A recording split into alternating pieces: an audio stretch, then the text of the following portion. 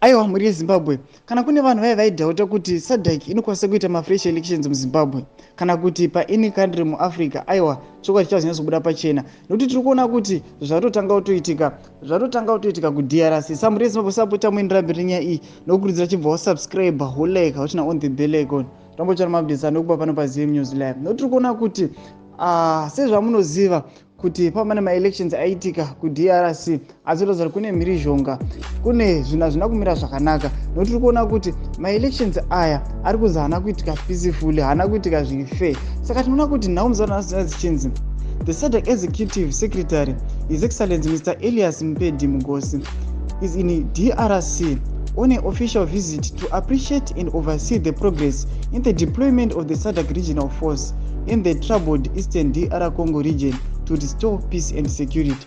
Pakaipa mhuri yeZimbabwe pautonzi patodeploywa army forces kuti restore peace and security. Sanoendera mberi chinzi the deployment of the SADC mission in the Democratic Republic of Congo is under the principle of collective action outlined in the SADC Mutual Defense.